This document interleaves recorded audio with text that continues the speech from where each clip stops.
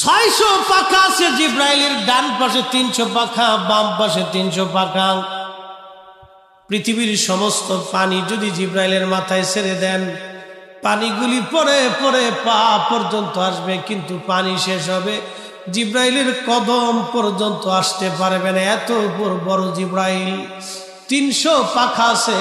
আল্লাহর দুনিয়া থেকে আসমানে যাইতে জিব্রাইলের 300 পাখা লাগে না। একটা পাখা দিয়ে একটা বাড়ি দিলে আসমান চলে যায়, একটা পাখা দিয়ে একটা বাড়ি দিলে জিব্রাইল আসমানে যায়। বাকি 599 পাখা কোনো কাজে লাগে না, তো ওইভাবে রেখে দিতে হয়। এই জিব্রাইল আল্লাহকে বললেন, আল্লাহ বেহেশত দেখবো। আল্লাহ বলেন যাও। জিব্রাইল উঠতে লাগলেন, 600 পাখা দিয়ে বাড়িতে লাগলেন। 600 পাখা দিয়ে বাড়ি দেয়। উঠতে উঠতে জিব্রাইল ক্লান্ত হয়ে গেলেন, একটা খুঁটি পাইলেন। খুঁটির পাশে বসে বললেন, রব আর কত দূর আছে? আল্লাহ বলেন, জিব্রাইল কেবলমাত্র একটা খুঁটিতে গেছো, আরো 72,000 খুঁটি এখনো বাকি আছে। এক চিৎকার মেরে বলেন আল্লাহু আকবার। এ নবীর উম্মত, খুবই মনোযোগ দিয়ে শুনিয়া যান, কথাগুলি অনেক বড় দামি।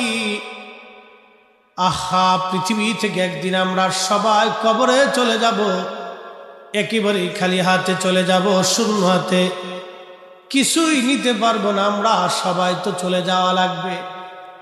অতএব কি নিতে হবে? আল্লাহ কোরআনে বলে দিলেন, ইন্নাল্লাযীনা আমানু ওয়া আমিলুস সালিহাত। দুইটা জিনিস নিয়ে আসো, একটা ঈমান আর একটা আমল। ঈমান আর আমল, ঈমান আর আমল। এরপর আল্লাহ পাক বললেন, ওয়াল আসরি ইন্নাল ইনসানা লাফি খুসরিন ইল্লাল্লাযীনা আমানু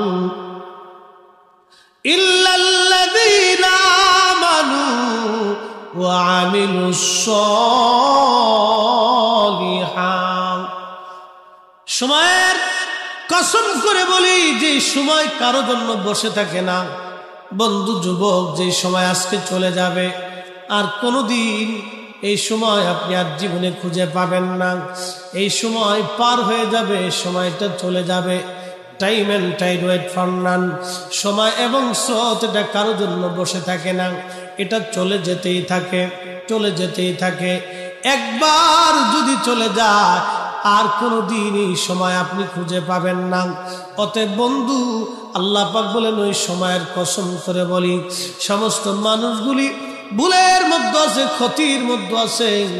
ইল্লাল্লাযীনা আমানু, যারা ঈমান এনেছে, ওয়া আমিলুস সালিহাত, এবং নেক আমল করেছে।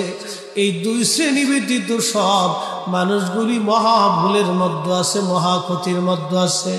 যারা ঈমান আনছে এবং আমল করেছে, এই দুই শ্রেণী ব্যতীত সব মানুষগুলি ভুলের মধ্যে আছে, ক্ষতির মধ্যে আছে, ভুলের মধ্যে আছে, ক্ষতির মধ্যে আছে। এ মুসলমান, এত বড় আল্লাহ একটা জান্নাত আমার আপনার জন্য বানাইলেন। কি জন্য বানাইলেন? কেন বানাইলেন? আদর করে পৃথিবীতে আল্লাহ পাঠাইলেন। আল্লাহর এত কি দায় ঠেকলো আপনার জন্য? আসমান থেকে বৃষ্টি পাঠাবে, জমিনে শস্য দিবে, গাছে ফল দিবে।